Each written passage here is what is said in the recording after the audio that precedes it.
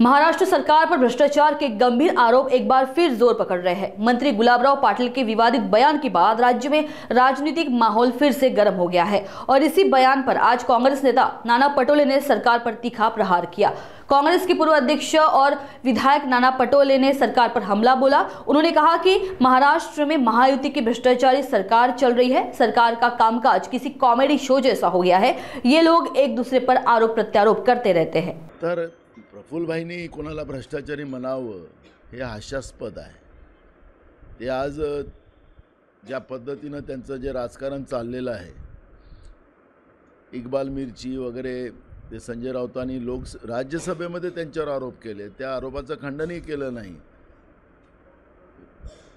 राज्यसभेच्या सभापतींनी त्याला रेकॉर्डूनही काढलं नाही आणि म्हणून याचा अर्थ आतंकवाद्याशी संबंध, प्रफुल्लभाईंचा भ्रष्टाचाराशी संबंध अशा पद्धतीचं आज राज्यसभेच्याच रेकॉर्डला आलेलं आहे। त्यामुळे प्रफुल्लभाईंनी कोणावर भ्रष्टाचाराचा आरोप करावा हे खऱ्या अर्थानं हास्यास्पद आहे। आज आपण पाहिलं असेल की ज्या गोंदिया शहराची आपण गोष्ट करतो आहे, गोंदिया बाजार समितीचा सभापती भाजपचा तो एंटी करप्शनमध्ये सापडला, लोकांकडून पैसे घेताना सापडला, त्याच्यावर गुन्हा दाखल आहे, पण तो खुर्चीवर बसलेला आहे। आणि म्हणून दुसऱ्यावर आरोप करण्यापेक्षा एक बोट दुसऱ्याकडे कळत असताना चार बोटं आपल्याकडे आहेत हे प्रफुल्लभाईंनी लक्षात घ्यावे। हे महाराष्ट्रातलं भ्रष्टाचारी महायुतीचं जे सरकार आहे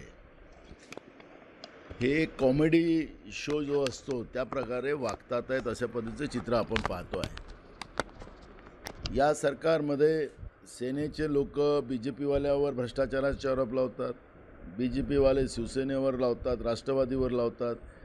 असं करून जनतेचे प्रश्न या निमित्तानं डायव्हर्ट केलं जाते।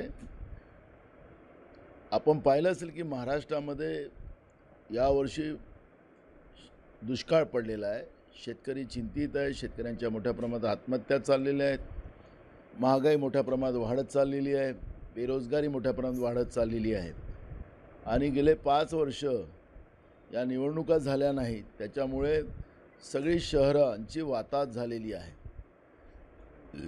विकासाचं गाजर दाखवून आणि या पद्धतीचं 1 तारखेला, कारण की भ्रष्टाचाराने कमवलेली पैसे, मग भाजप असेल, एकनाथ शिंदेची शिवसेना असेल, अजित पवारांची राष्ट्रवादी असेल, हे जे भ्रष्टाचाराने कमवलेले पैसे हे वाटण्याचं काम हे लोक करणार आहेत। 10,000 रुपये एका वोटला द्यायचं या लोकांनी निर्णय केलेला आहे। त्यामुळे गुलाब पाटलांनी सहजतेनं सांगितलेलं आहे की तुम्ही 1 तारखेला घराच्या बाहेर झोपा म्हणजे लक्ष्मी तुमच्याकडे येईल।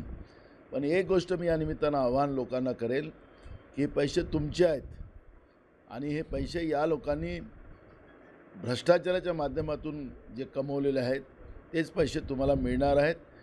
पण एक पैसे आपण घ्या नाही घ्या ते तुमचा अधिकार आहे।